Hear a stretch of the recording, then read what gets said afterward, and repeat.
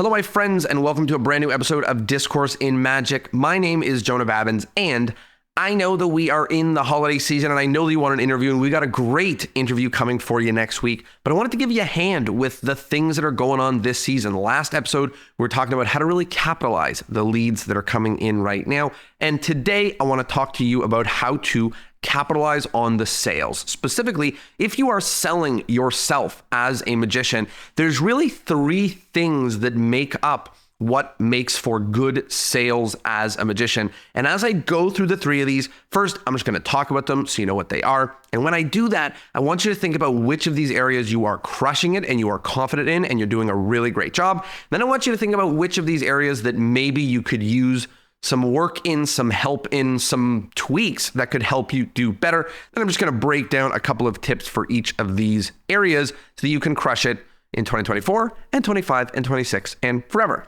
So here are the three levers of what makes for great sales in magic. The first one is pricing and packaging, how you price your stuff. This makes such a big difference. One small tweak to how you price your stuff can make a humongous difference in the amount of money that you make at the end of each year from performing. So number one is price. Number two is promotional material, your website, photos, videos, testimonials, case studies, whatever, all the things that you have that show clients that you are the right person for the job. This makes a humongous impact on the number of people that say that you are the right person to hire for their event. And the third thing is the process, the sales process, everything from the inquiry to the sales calls, to the emails, to the follow-ups, to the thank yous. Every single thing from the moment that their inquiry hits your inbox to days or weeks after the gig, that sales process makes such a big difference. And again, one small tweak to your sales process can result in 1 or 2 or 3 or 4 more people saying yes to you, which could be 3 or 5 or 10 or 20,000 additional dollars. So those are the three areas, the three P's of magic sale: price, promo, and process. Let's talk a little bit about each of them. First, price.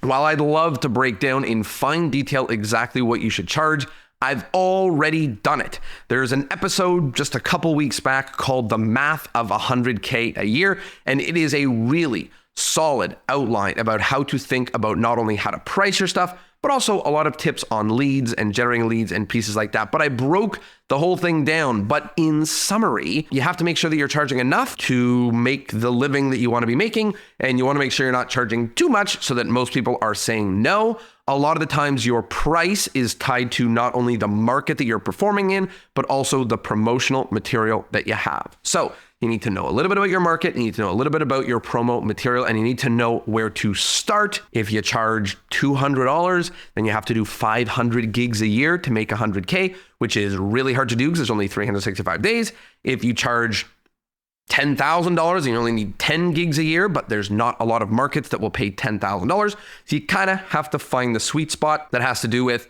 the promo material that you have and the market that you are performing in. So in terms of price, there's a whole episode all about it that I'd love for you to listen to, but I want you to just think, how is your price doing for where you're at in the magic business? Is it perfect? Are you happy with it? Is it getting you the results that you want? Is it getting you lots of yeses for the right types of clients? Or is there some sort of problem, whether it's too expensive and people are saying no, or it's too cheap and people are saying yes, but you just can't get enough profit?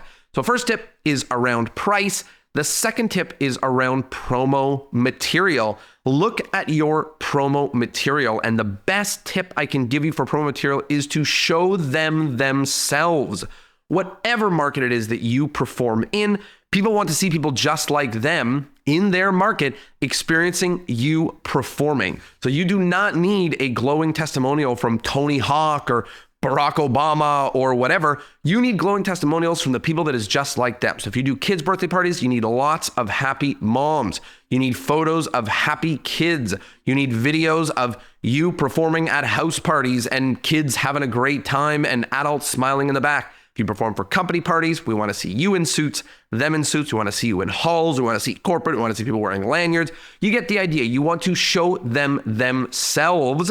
Again, if you need help with how to get this promo material and how to make this stuff look good, please feel free to send me a message, magic@torontoMagicCompany.com, or find me on socials. But your overall approach to this is we don't want headshots.